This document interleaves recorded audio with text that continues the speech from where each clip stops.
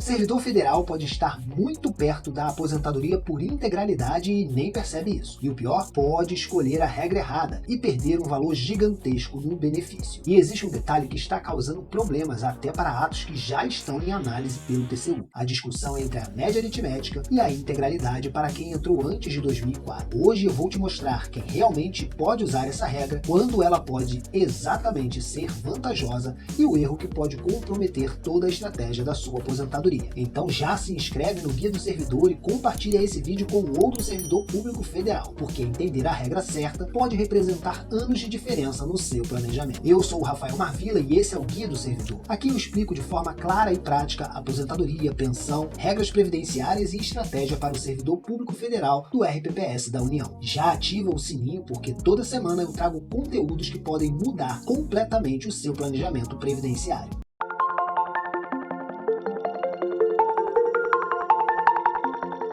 Nos últimos vídeos eu expliquei a regra de pontos da Emenda Constitucional 103 para os servidores em geral, também a regra específica para os professores. Mas hoje nós vamos entrar em uma situação muito estratégica, a regra de pontos para servidor que ingressou até o dia 31 de dezembro de 2003. E dependendo da sua data de ingresso, isso pode mudar completamente o cálculo, o valor e até a segurança jurídica da sua aposentadoria. O primeiro ponto importante é que essa regra não é para qualquer servidor. Ela é destinada para o servidor que ingressou no cargo efetivo até o dia 31 de dezembro de 2003 e este servidor não pode ter migrado para o regime de previdência complementar. Ou seja, dependendo do seu histórico funcional, essa regra pode nem estar disponível para você. E muita gente acredita que basta ter entrado antes de 2004, mas ignora o impacto da migração de regime. Agora vamos aos requisitos da regra. Para a servidora, deve ter 62 anos de idade e 30 anos de contribuição. Já o servidor, 65 anos de idade e 35 anos de contribuição. Além disso, ambos têm que ter 20 anos no serviço público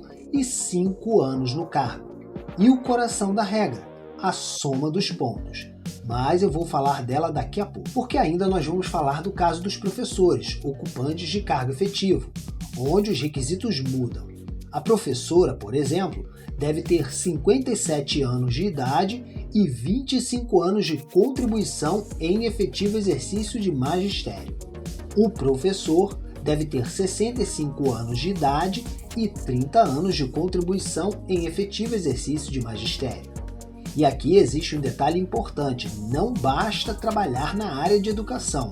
A regra exige efetivo exercício nas funções de magistério.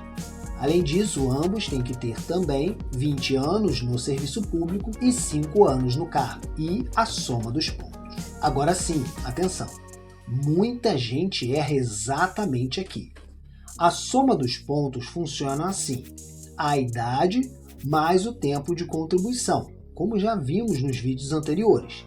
E as frações contam, os dias fazem diferença. Em 2019 eram exigidos 86 pontos para a servidora comum e 96 para o servidor comum.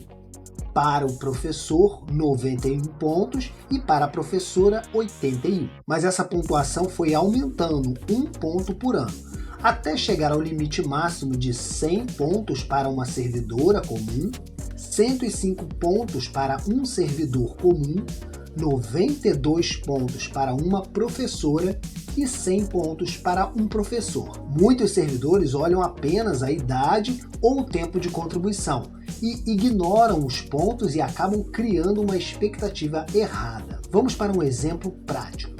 Imagine um servidor do DENIT que ingressou em 2002. Ele já tem 64 anos de idade, 36 anos de contribuição e mais de 20 anos no serviço público.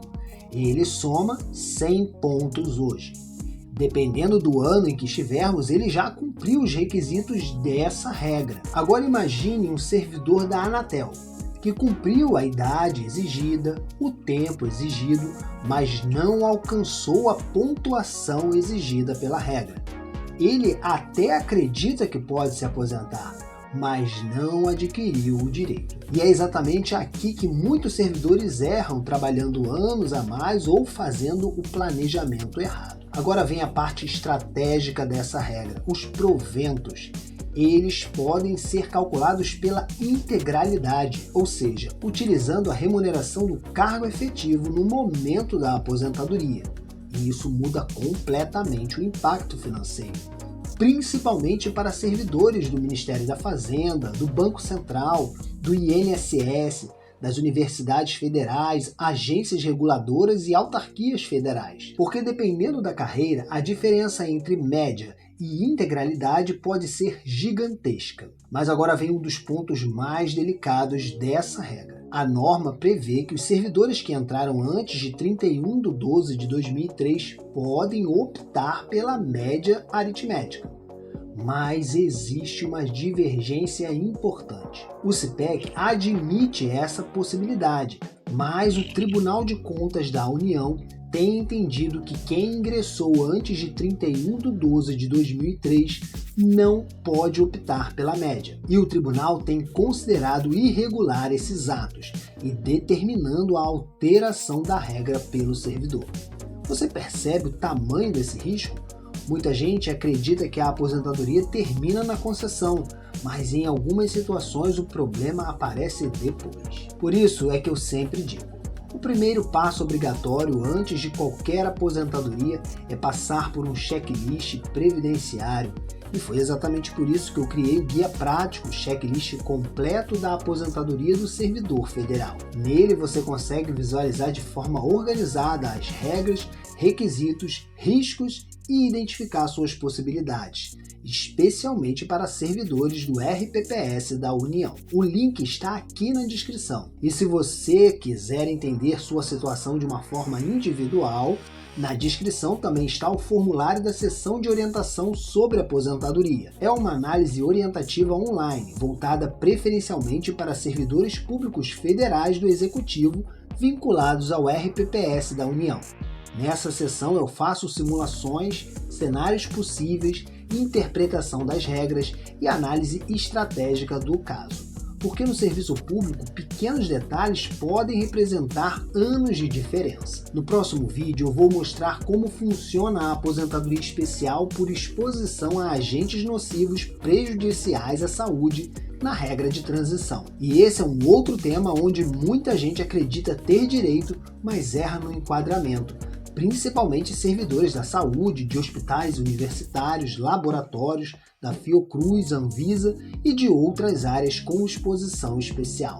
Se esse vídeo te ajudou, já curte, compartilha e siga o Guia do Servidor, porque no serviço público não basta ter direito, você precisa entender qual regra usar, qual cálculo escolher e qual estratégia protege o seu futuro.